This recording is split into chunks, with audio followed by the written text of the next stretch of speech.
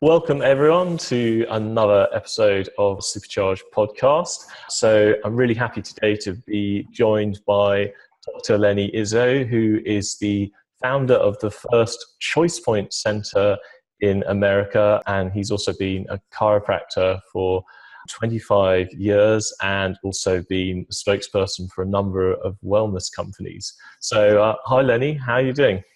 Good, Harry. Glad to be here. Glad to be with you and glad to be speaking to those who are listening right now. Perfect. So yeah, we should probably dig into what ChoicePoint is. Now, obviously, it's slightly peculiar because I actually wrote and directed a film called ChoicePoint. But what's ChoicePoint mean to you? Well, ChoicePoint, I actually had been using that terminology. One of my centers, the one that I'd been practicing at, my whole change in practice and evolution has gone from the Center for Health, Healing, and Attunement at one time to CenterPoint, and from CenterPoint to ChoicePoint. So there's been this evolving name change, and actually I've been practicing for 38 years. And when I heard ChoicePoint and I first read your book, I thought you were much younger than that. Yeah, I've been around for a little bit.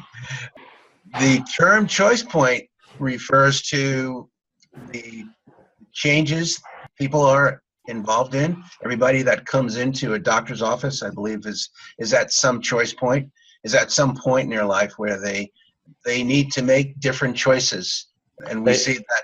Go ahead. Yeah, basically, it's a point in people's lives where if they take one particular choice, it can make a huge difference. And yeah, I mean, when we were making the film, I think it was Greg Braden who said the expression ChoicePoint first to us, and he described it as a window of opportunity. Where if you make a decision or choice in that particular window of time, it can have a huge difference in your next life cycle. Whereas if you don't make the choice right then, time just carries on and it's too late. And that was a sort of a very impactful thing for me, because I think often in one's spiritual evolution, I think one of the early things that the idea you come across is this idea of law of attraction, and you can be a creator and create anything. And then I think as time goes on, you sort of realize about all of these cycles that go on in life and around you. And actually there's certain times where yes, you can make a decision and bring something incredible into the world, but if you miss that opportunity, it can be much harder.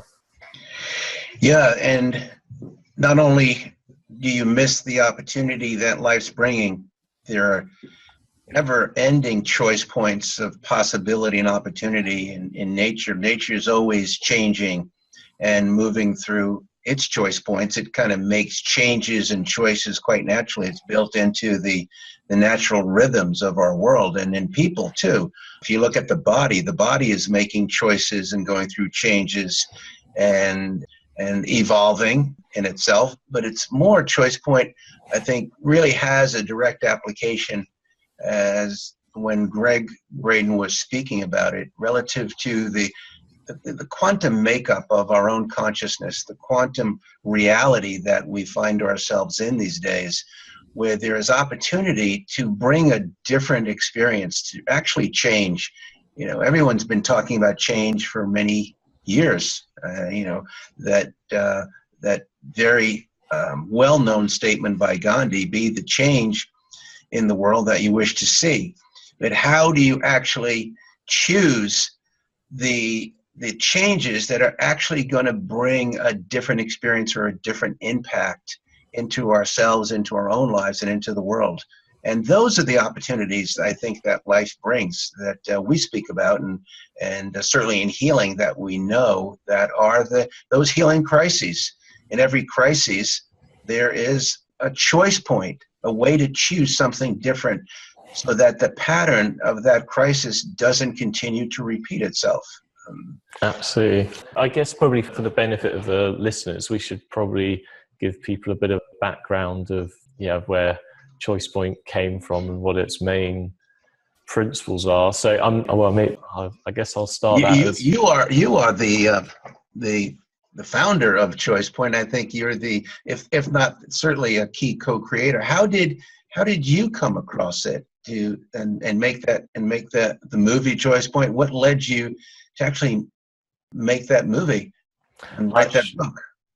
Well, basically, we made this previous film called The Living Matrix, which really looks at this concept of the body field and how the body field is able to basically control cell growth, metabolism, and in short, healing from an information and energy point of view. And just as we were finishing that, right at its premiere, but as these things go, people are like, what's going to be your next movie? And so I was like, well, I think it'll be mastering the Matrix, and so basically we set out on this journey to make this other film called Mastering the Matrix, which was basically to try and work out how you can master your life. But we didn't really want to go down the traditional self-help sort of viewpoint, and I also wasn't very sure on the law of attraction idea, because I thought it had some validity, but I knew from my own life. I mean, we ended up building the company Ness because of actually a lot of personal hardship and tragedy. So I was bedridden for 8-9 years, and really, why Ness ended up working out for me is because out of that hardship and tragedy, we basically got behind a purpose of trying to help other people get better, and ended up inventing this system.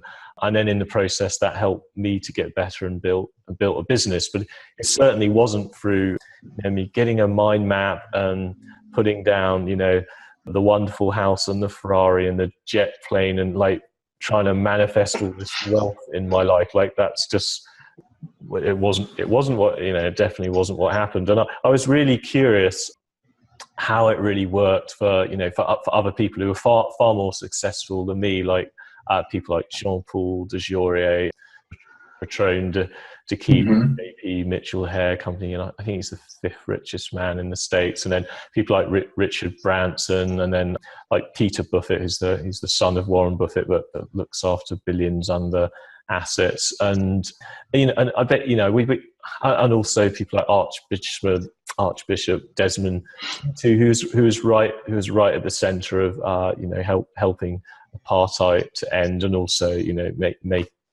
making most people in South Africa forgive, and stopping, maybe not necessarily stopping, but reducing massive amounts of civil war and that type of thing. And you already mentioned Gandhi. I was very curious how Gandhi was able to do all this change. And again, that wasn't through this sort of law of attraction idea. So in short, we just decided, well, there's one way to find out, go and interview all of these people, see what they say, and then in interviewing them and putting a film together, you start to come up with some type of philosophy or thread that you hopefully think is correct. And that obviously that ended up a film and a book, and actually a course. And now obviously the two of us are going to do this workshop.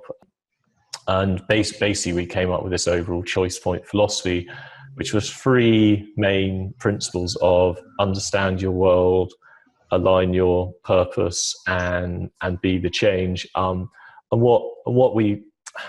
to explain that, if we go back to that law of attraction idea, we basically realized in interviewing all of these people that all of these sort of global leaders, most of them had actually had very significant sort of you could call it drama, or personal decision points or choice points that had happened in their life, but all of them had basically aligned their purpose with something that was greater than themselves. And it was really because they'd aligned themselves and their value systems with and it could be with customers' perspectives, or obviously if you're Desmond Tutu with the populations, etc. Because they'd all aligned themselves with greater social trends, they ended up either with fairly significant businesses, or and also contributing to society in a major way. So that really created the middle. I call it the middle principle of align your purpose. And then the first principle, called understand your world.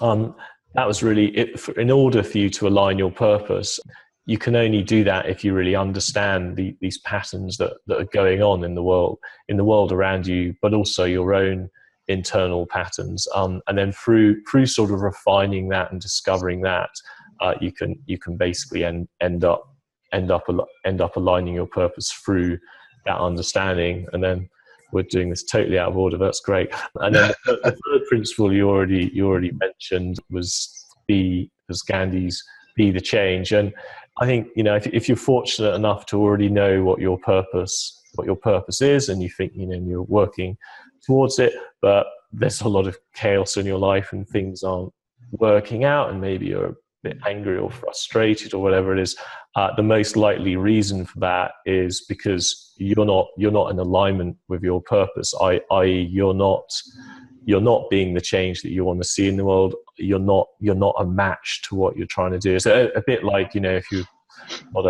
got some type of, I don't know, say a solar panel company, because you want clean energy, but you instead of driving an electric car, you drive your gas guzzler.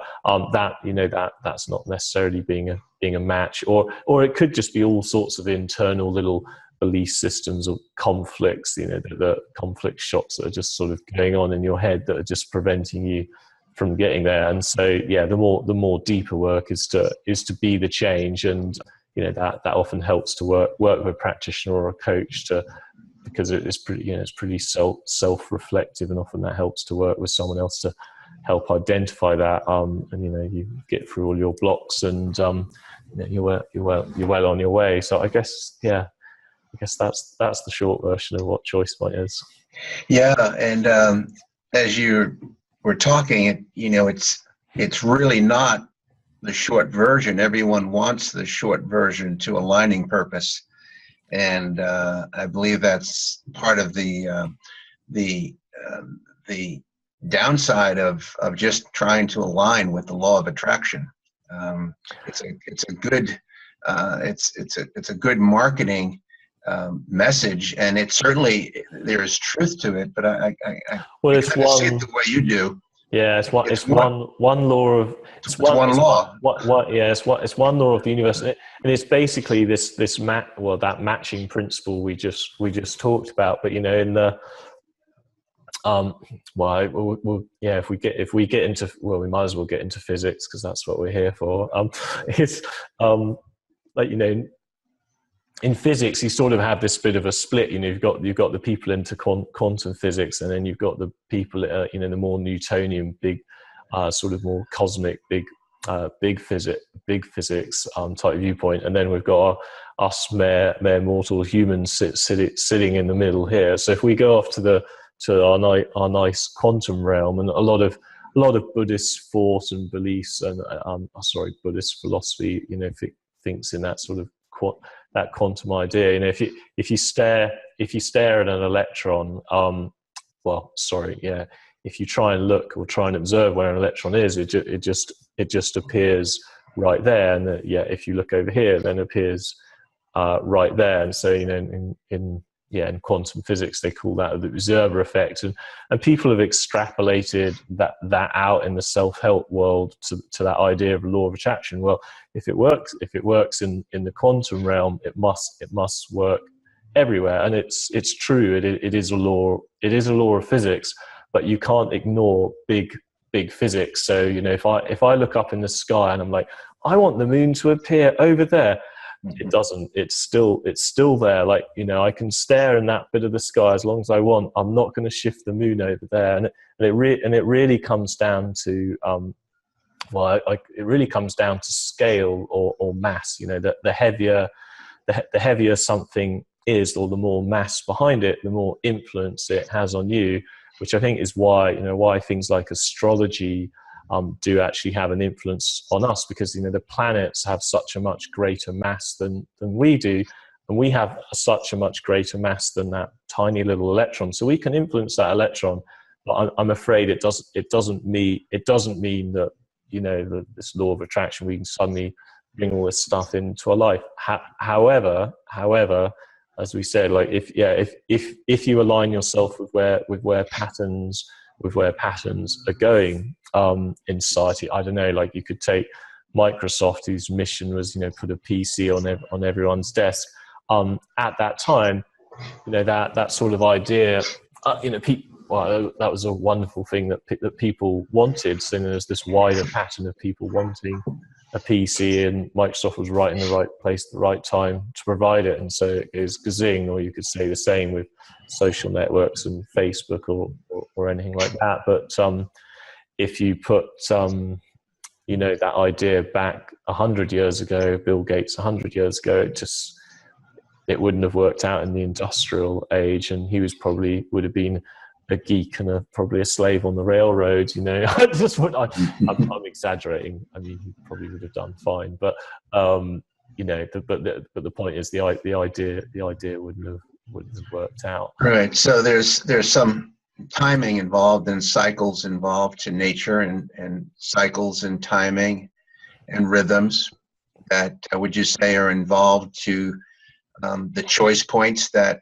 appear and the opportunities that are appearing, and how does that relate to the individual's journey? Like the people you described, the kind of the servant leadership range of individuals that you described. Like I wouldn't think that Gandhi had a dream board, you know, and was trying to attract the masses so he could be heard. He was following some deeper instinct. You mentioned well, he would have been following his core, you know, his core purpose. His core purpose. I'm not sure. How do you get to that core purpose, and what does the ChoicePoint philosophy have to do with discovering? Well, it depends. You know, not everyone necessarily has the sort of the ideals that Gandhi did. I mean, you know, Gandhi had just an extraordinary. Well, he just had an extraordinarily strong purpose, which was basically, you know, to free India, so India could have its own, well, be governed by its own people, and obviously, you know, he had all his principles of how he was going to do that in a peaceful way, and his main principle would be the change you want to see in the world, and, you know, by getting everyone behind that, the British eventually left. But, you know, from a more practical point of view, you know, how do you work that out? There's basically a few. Yeah, there's like a few simple simple questions you can ask yourself in trying to understand. There's two sides to it. You really want to understand your own skill sets and passions, or if you like, your own unique ability. If you already know, you know, once you've worked through what your unique ability is, then I think the next question what I mean by unique ability, I think, you know, might be an incredibly talented designer, you might be a great writer, you may be very good at numbers. You know, all of us have certain things we're really good at and certain things we're rubbish at. And it's always good just to triple, quadruple, times 10 down on the things you're really good at and just not do what you're not. And once you know what your unique ability is, you could then really go into that secondary phase of say, well, what am I really passionate and interested in, that I can apply my unique ability in a way that perhaps no one else can, or may not. It doesn't matter if other people do as well, really. But you know, this, yeah, and you know, you might be super interested in environmentalism, fashion, health, you know, healing. Obviously, on this podcast, a lot of people are going to be into healing, so that would be a good one to assume. But there's many ways of doing healing. You could be immensely precise and good with your hands. You might be great as a surgeon, or you know, you may be better off as a bioenergetic practitioner. You may be better off as a coach because you're really empathetic and good with people. So if you've got great empathy, emphatic skills, and you're into healing, become a bioenergetic coach or something like that. So yeah, you sort of you go through that process. Okay, well, I think I know what my purpose will be, but you can get much more defined than that. And and there's various ways of trying to understand these cycles. And I sort of have like a 4-part way. There's asking questions, and that could just be asking people and experts and friends around you. It can be, obviously, Google's an amazing resource of answers, so you can do a load of research through Google. But there's also intuition and being able to read signs and that type of thing. And generally, if you combine that sort of intellectual research end with the more heart-based intuition and emotional, you'll probably get to the right answer. So it's work out your unique ability, work out which sort of industry or space you're interested in, how you can apply it, and then just research, really research, so you can dig into that detail, and then at that point you can really define and align your purpose.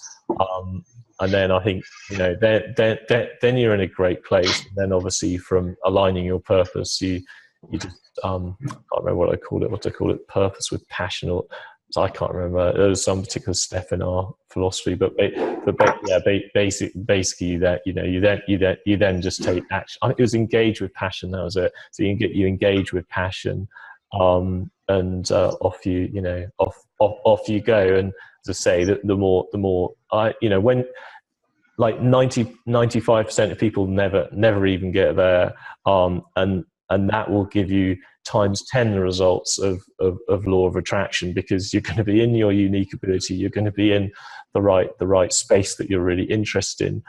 You're going to have done all your research to really know where this sits in your pattern, so you're going to know what to do, and then you're engaged with passion. You're going to do 10-20 times better than anyone who's just thinking on that, who's not going through that. And then obviously the last 10% is the change, where you start looking deep within and trying to unblock your patterns. So yeah, there we go. Yeah, well, you outlined it pretty well there, and I would, in my experience, Harry, and I really hear what you're saying. It's that inner journey, that maybe that last 10%, that it's the last 10% that becomes the 1,000%. The 1,000% to really go in and have I would say, the courage to bring one's. It's like courage and persistence, because there will be a lot of you're always going to have steps back on the way, but persistence and courage. There's such interesting. Well, actually, that was sort of part of the Be the Change. Like when we interviewed a lot of people in the film ChoicePoint, where you mentioned courage. Like Richard Branson, I think we took as the characteristic of courage, but basically we ended up identifying about 7 core characteristics that if you develop, would just make a massive difference. Because there's so many little beliefs and emotions and all this stuff, but emotions, I don't know, they don't necessarily really matter. We can be sad and we can be happy, and we wave all over the shop. But if you develop these core characteristics, they can sort of basically overcome emotions. So you end up more positive most of the time. You end up with more positive belief systems, etc.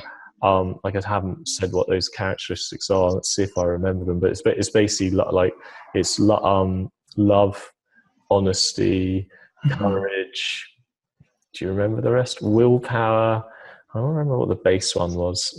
Trust. Is that right? Trust. Absolutely. Yeah. I don't know if I missed any. So where do emotions come into this philosophy then? Is it trust Would you Well, say that? I'm British, and when you're British, your lips are very stiff like this, and we don't have any emotions.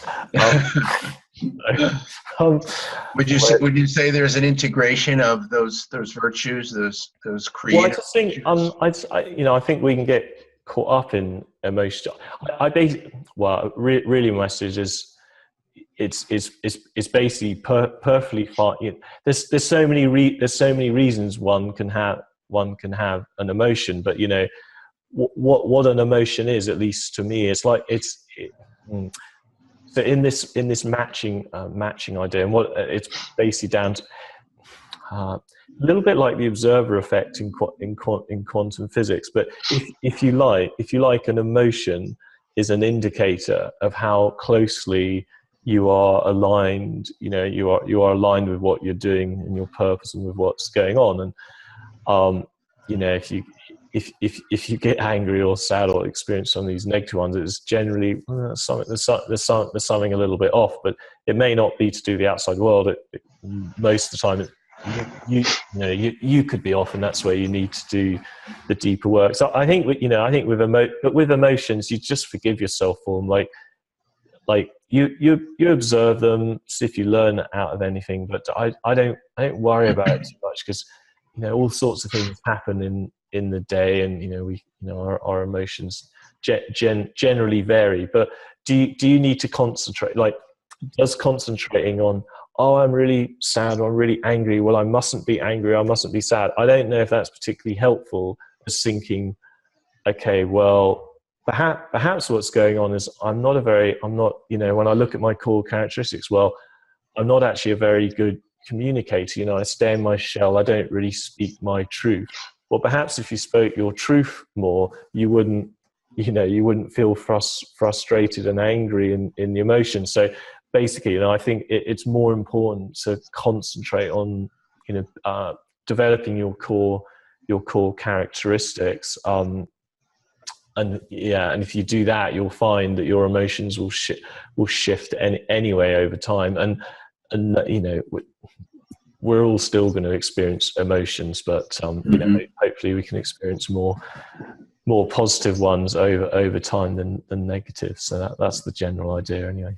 Yeah, no, I would firmly agree with that. I think most of the individuals I've seen over 38 years, the greatest confusion is in that emotional body, is in the repetitive pattern of the anger, or the repetitive pattern of sadness, or sometimes the repetitive pattern of joy, blocking some other aspect of that core being, that core place of that creativity you're speaking about. So yeah, it is a fuller integration of more positive emotions. But then on that same, in that same um, um, looking at what's positive and what's negative, how many times or have I seen personally an individual, a woman who's afraid to really get into her fierce warrior and get angry to break through the restrictions of the self-limiting beliefs that might be containing her, or a man who has some concept, self-limiting belief about really feeling, some deep grief. And it's not just his grief, but it's the existential grief of the world. It's the sadness that's in the world. So yeah, How do you help people shift? What's your methodology? well, first it's setting a safe enough container so there can be a trust factor as a practitioner or as a guide, as a guide to take someone through their hero's journey to be able to reclaim those lost energies. Not reclaim the victim state. That's what people do every day. In a general sense, stay victimized by something or someone. That's the way of the world right now. That's the crisis. Is I think the crisis keeps coming to us so that we can make a different choice, which is the opportunity to rise above the crisis, to what you're talking about, Harry, to rise above the static emotional state and be passionate about something greater than my emotions. I'm emoting something that has a very different frequency, and that's what changes the field. That's what changes. We do provision as bioenergetic practitioners. We look into the field the energetic field of an individual. And in the field, there are those patterns.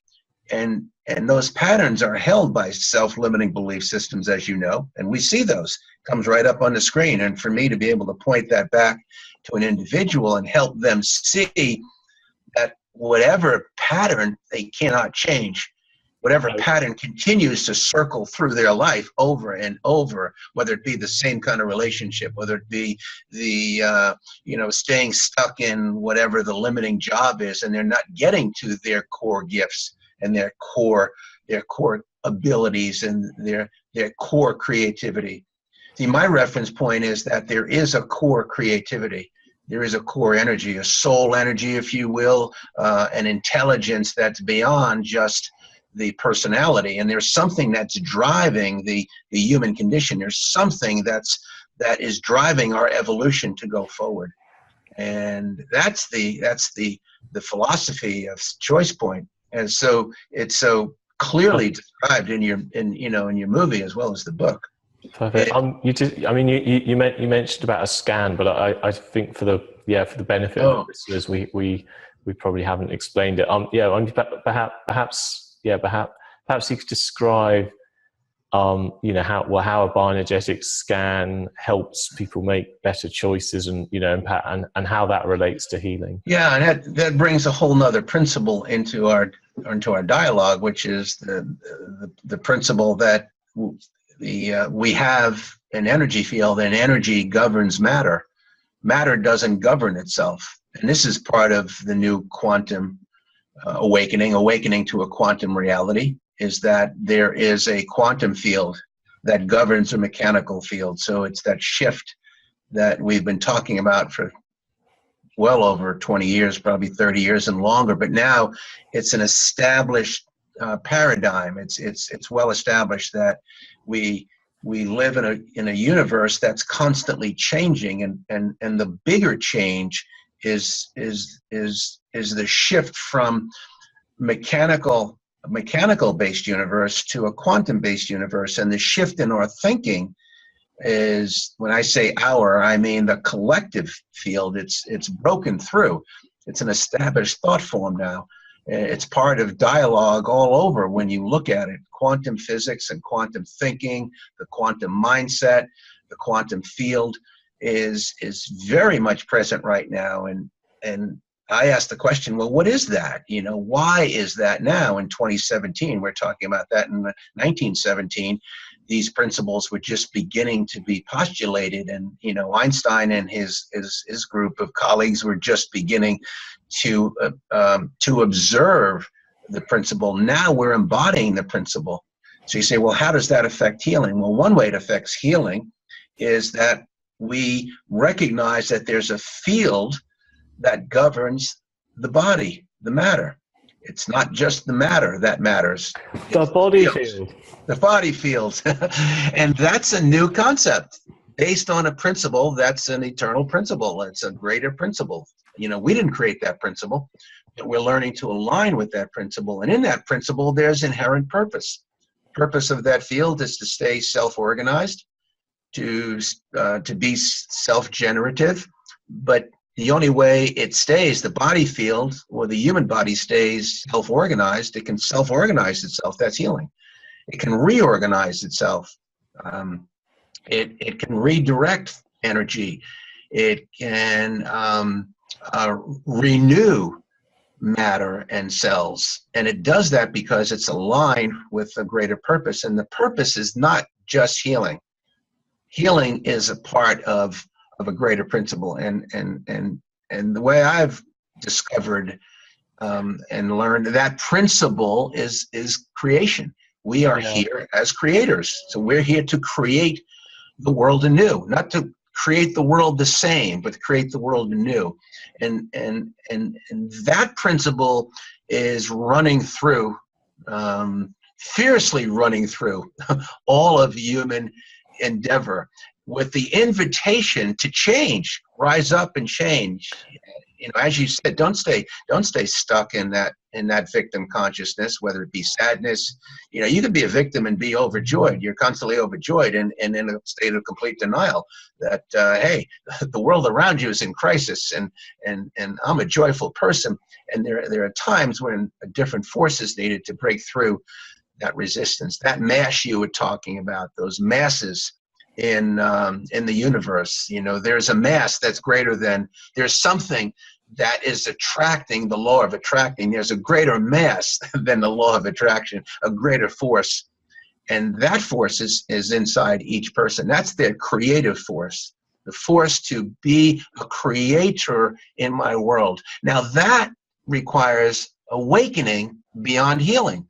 It's a question I used to ask people when I became confident enough after being in practice for a number of years. So we can partner up and we can engage in a healing partnership. And when you do heal that irritation in your gut, or the migraine headache that you've had for most of your life, or whatever the crisis is that keeps repeating itself, when you do decide to heal it and not treat it, but heal it, then how will your life change? What will you then change? What actually will change? And that level, to invite a person to inquire within, is that's part of the hero's journey.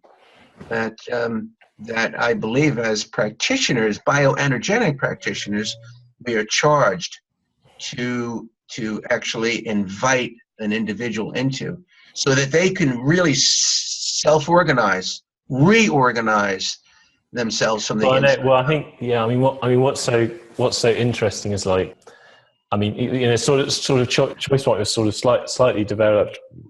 ChoicePoint was developed sort of separately outside of the body field healing end, really as a methodology to help people make wiser choices. Obviously, it's great, it's great for their own lives, but also they can go on to make a difference in the world.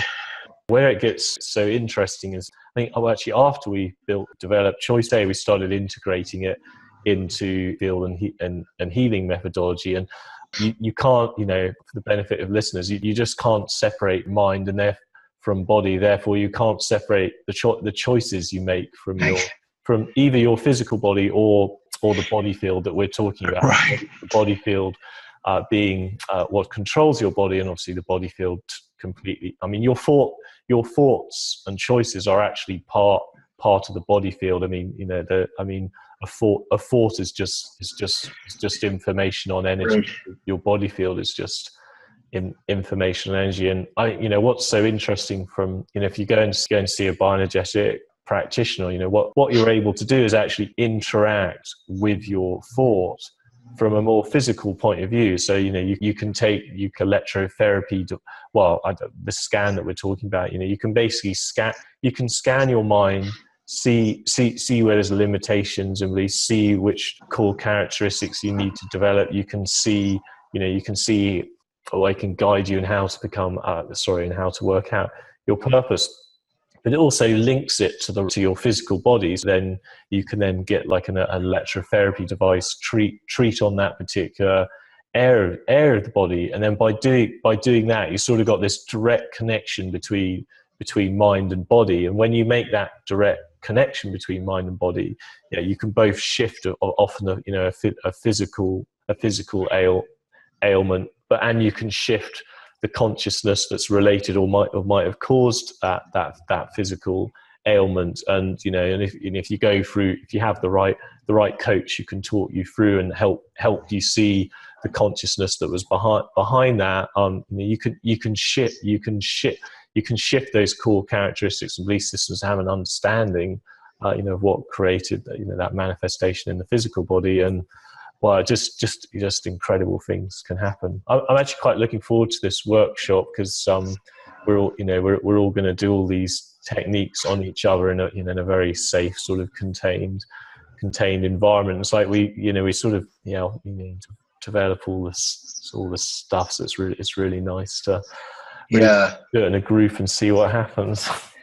Yeah, it is. We'll have a couple of days together where we can explore the inner journey, and as well as really define what we want our outer journey to look like. But I think there's a distinction with as you started this dialogue with Harry, there's a distinction between, you can't ignore the inner journey and believe you can just get a hold of a creative principle called the law of attraction without paying attention to the forces of those mass forces in our own unconscious that are working directly against what we think we want. Well, it's so interesting, because in life, even in a year, I don't know, I could take some big businesses as an example. I'm going to totally make this up on the spot, but if you take Apple for example, there's probably just a few key decisions that Steve Jobs made,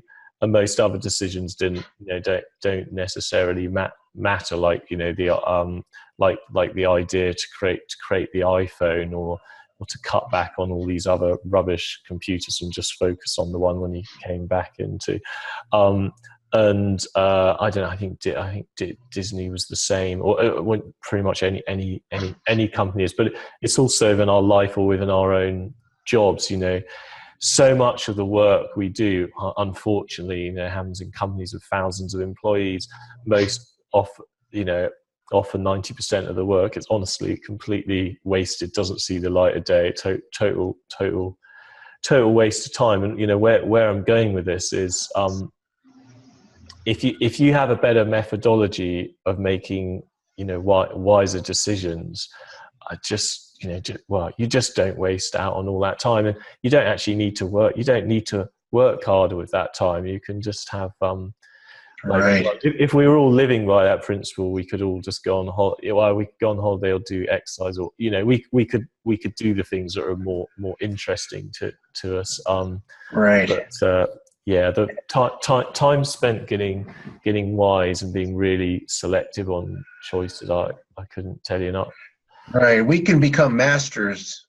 We can master that inner game as well as the outer game, and become masters at making clear choices on a day-to-day basis. Hey, how many people go through life and never make that one choice that would actually create the change You've given me a new purpose. I'm going to become a master at making the right choice. I love that. No, I'm going to think about that. Well, I'm going to think about it. Well, it's great. Isn't that about mastering these capacities that we've been absolutely given? Right. Absolutely. Mastering my thoughts, the master of the ship, who's driving the ship. And that's where the ChoicePoint course, the actual course itself, initiates an individual. You come to the crux of the thing of free will and destiny, and it's sort of an observation. But we have this illusion of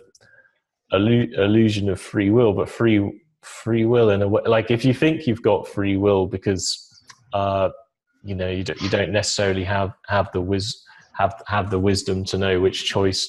Well, if you don't have wisdom, you don't know what choice to make, and therefore you think you have free will because there's all these choices. But in actual fact, your life is probably more being blown around by like a leaf. Whereas actually, the wiser you are, the more you understand of the world around you, of all the patterns that are going on around you, the more it's actually like destiny, and free will starts to disappear, and life is more like destiny, and it's interesting. It's not right. Will is free. Authentic will is free. It's the story around it that's restricted it. And the story in my mind, in a person's mind, the conditions that we've come into, the old story, whatever that looks like. And in the Bible, it's called the book of life. Your story is in your book. In your book of life is in the field. It's in the human body field. Our story, the memory, the imprints, the conditions, all of it is there in the field. That's why it's, the methodology you were talking about. You don't have to go through 10 years of therapy to figure out what you could see and make a different choice.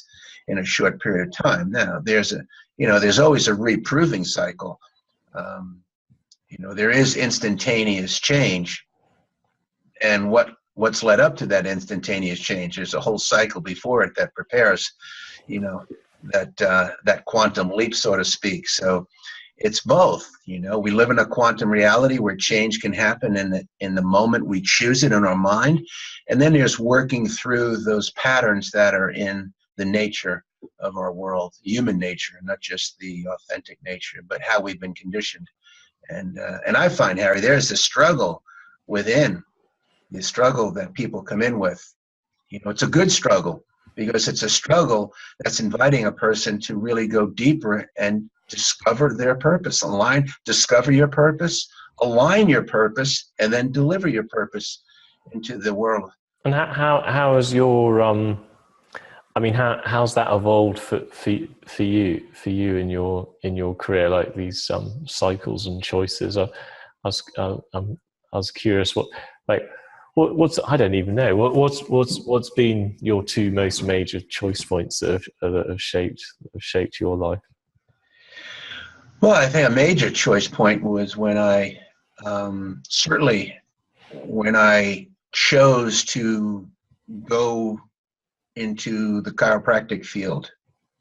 And at that point, I had gone through a professional football career.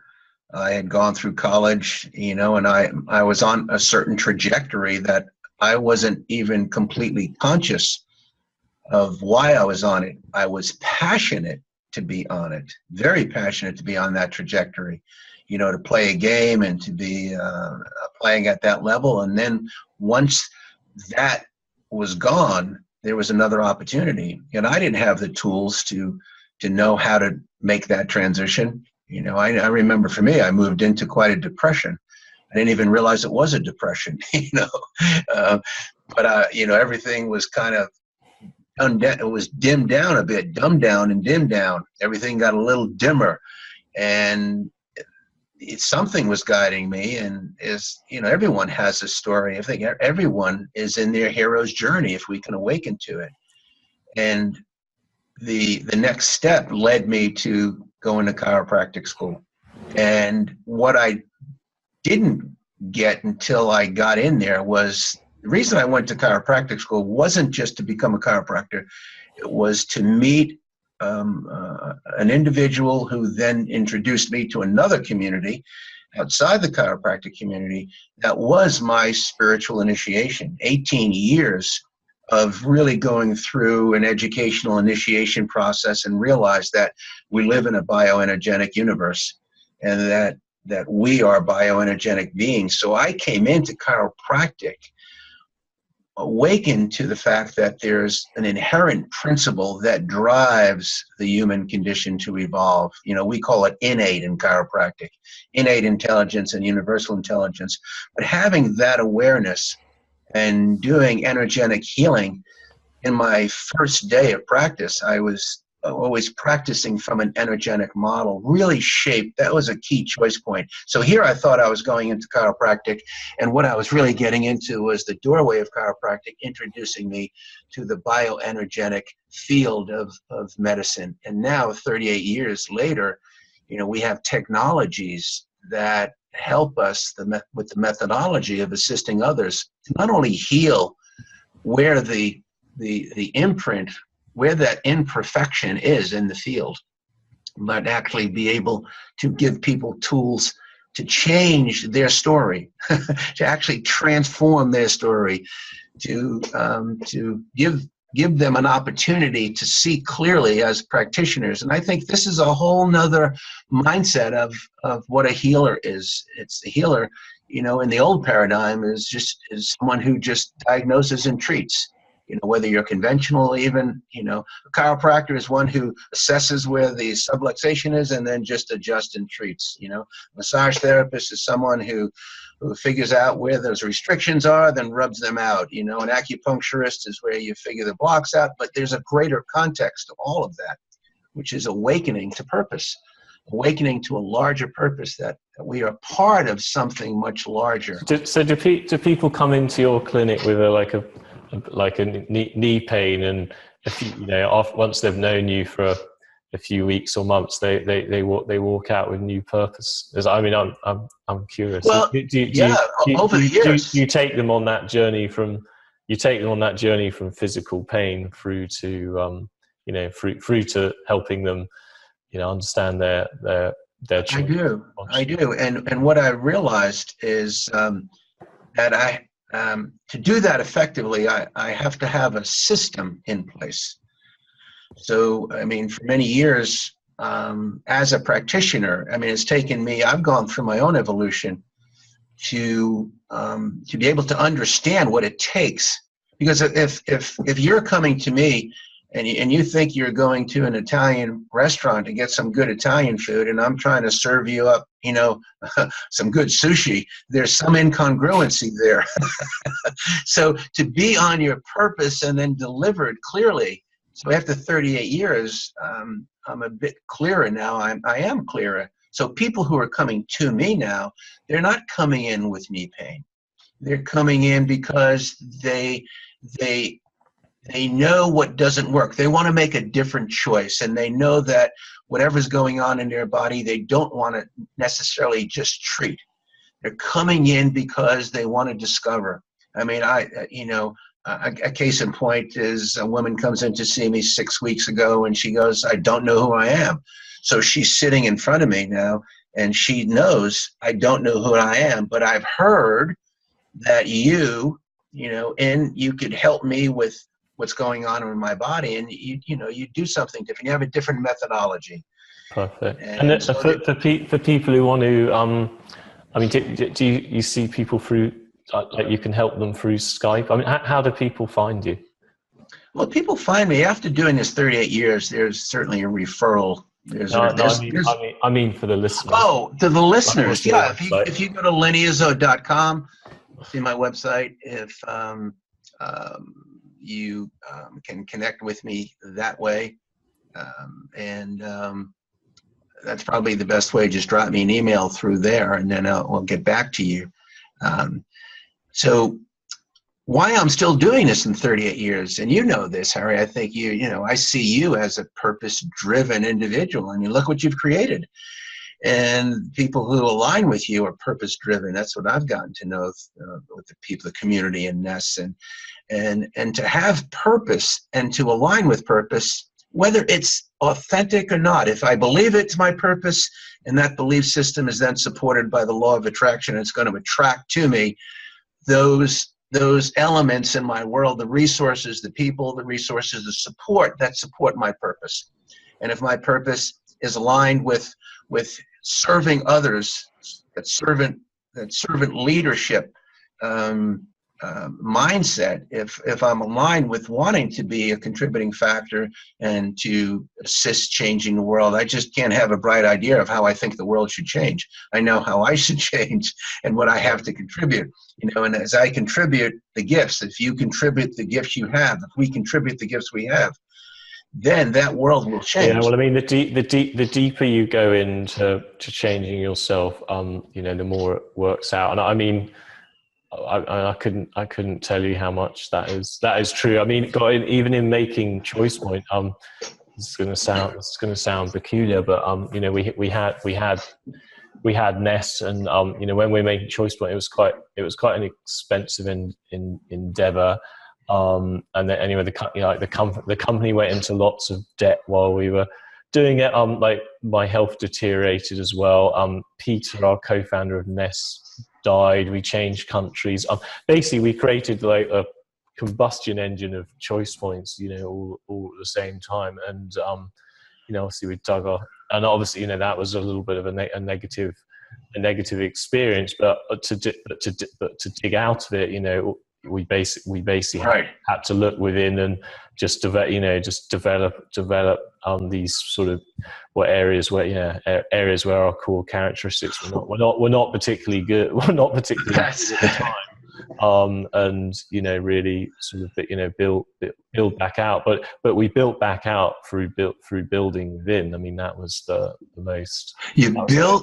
That's profound, Harry. That's beautiful. You built back out by building and looking within. I mean, just listening, I didn't know the details of that, but what you modeled was and is what you modeled there was your, the hero's journey of the Ness, just the Ness entity to come into the world. Look at what you had to go through, and I see that to go through a hero's journey, what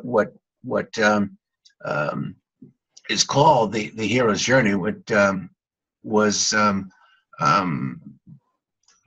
Bill Moyers, but Joseph Campbell. He was the kind of the one to embody that that terminology, that in all the myths of all the cultures and the stories that we see passed down from generation to generation, there's a central theme, and that theme is the hero's journey, to go with, to start without and then go within and then come back out in this constant circle. And that's the relationship that I see in the human body field, the information that could take a person, invite a person to go in, clarify what's not being clearly embraced, so that they can have the power to make a different choice and then come back out and go into the world. And sometimes the world they go into is a different world based on the choices they've made. They have to leave that world that they weren't really living in, but just existing in. And I think that is a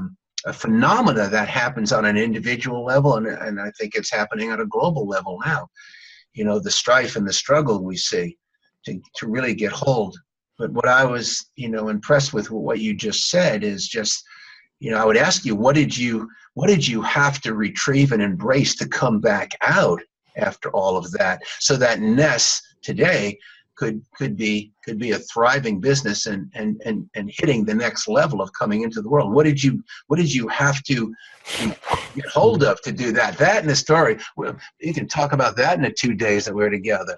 Man, that's the heat of what drives. Quite a lot of things. I mean, there's many aspects. From a money aspect, you'll have accountants tell you that you're, pretty much bankrupt and we're maxed out on all the overdrafts and all of that. And so in my head, I'm like, well, I could think that and focus on that, and it's probably game over. Or I could, or I can say, no, this is, we're gonna. Well, I tell you one big. Well, I'll finish that bit, but or no, we're gonna go here, and this is how the future can. And I'm just going to ignore those terrible bank balances, because if I focus on that, I'm not focusing all my energy into building out, or basically building out the community. So that's what we did. It's hard, maybe hard for people to understand, but I had a sort of a relapse of our chronic fatigue, and I was getting paralysis, and I was nearly ended up in a coma, and I'd vomit up a lot, and it's sort of basically like Addison's disease, and it wasn't like you could. I had a very limited amount of energy per day to do this. So the action that I took, I had to be very careful. I can't remember what else I was going to say. Was it something around? Actually, at the time, this is a curious thing to say, as we're doing a sort of a podcast around ChoicePoint. We had ChoicePoint, which was consuming a lot of money, and was sort of ready, or had taken a lot of money to finish. And then we had Ness, which was this incredible health company. But with very limited energy and really no resources at that point, we could only really choose one. So I basically put ChoicePoint on pause. Hence, we never really brought it out to the world. We never did we basically never brought it out. We finished the whole thing, but didn't bring it out. And then we just put all our attention into Ness. So that was one thing. But characteristics wise, I don't know, rebuilding up. Well, you have to rebuild up having a lot of trust. Trust in yourself. Trust in yourself and other people, but in but it's almost like well, it's like faith. Faith is this most incredible, incredible thing, and like the universe conspires to help you when you have that faith, and you have to have faith in these dire circumstances. So yeah, the whole persistent faith, courage, I mean, they're all one of the same type of thing. So that was one characteristic I definitely sort of got back to grips on. Yeah, I mean, communication is a huge one. I've never been a natural communicator per se, but the only way to get a message out to the world is to double. So I can't remember what they're called, but I did lessons I joined Toastmasters and did lessons. So would you say you found your voice, reclaimed your voice? I reclaimed my voice. It's probably not necessarily ever my unique ability, I mean, my unique ability is more vision and philosophy, and I've probably got some great mind map on the wall behind me. I have that is probably more in my unique ability as a thinker, or as a visionary. But of course, that's absolutely no use if no one else understands it. So I mean, going from vision to learning how to more clearly communicate it with other people. I mean, I wouldn't. My top unique ability would be I guess creation, vision, philosophy. Vision, right? But and communication isn't, but it's completely necessary. Otherwise, it's just bullshit in your head, isn't it? So it doesn't go anywhere. It doesn't go anywhere. Right. So that was definitely something we tried to develop out the last few years, and well, we still are. Life is a big journey like that. I think we've probably talked for quite a while. So we should probably wrap up and give people the highlights. Which so I mean, if you want to watch the movie, and also I think Lenny might be doing webinars, and we've got the ChoicePoint course, which is on ChoicePointMovement.com. And if you're well, depending when you're listening to this, but if it's early in 2017, Lenny and I are doing a ChoicePoint workshop on. Do you know the date, Lenny? The February, is it 18th, 19th? I don't know. That's terrible. Saturday, Sunday. So I think that's the 18th and 19th. Yeah, so Saturday and Sunday, the 18th and 19th. And otherwise, we will be running ChoicePoint workshops probably once or twice a year, which you can see on the nesthealth.com website, and also the ChoicePoint Movement website. And then if you want to get in contact with Lenny directly, that was on Lenny, was it LennyIzzo.com? Yeah, LennyIzzo.com. Perfect. And like all these details will be in the show notes at the bottom. So yeah, no, thank you very much, Lenny. That was great. Oh, thanks, Harry. Yeah, this was great. And we just began to heat the fire up that we'll bring into those 2 days in February for sure. And it's a passion that I know I've learned and discovered. I've discovered that you and I share when we get together is there's always a stepping off point that we both get pretty passionate about. And if people have got questions for us, obviously this isn't a live event right now, but yeah, if people have got questions for us, please feel free to email them in either to Lenny or back to the newsletter address, and I'm sure we'll do another podcast, and we could answer people's questions, which would be great. Yeah, just stay connected. Stay connected today. It's very important. So we invite you to stay connected with the ChoicePoint community. Oh, there is a ChoicePoint Facebook, actually. You can find us on Facebook too. Perfect. All right, I'm going to stop recording. Okay. Thanks, Harry.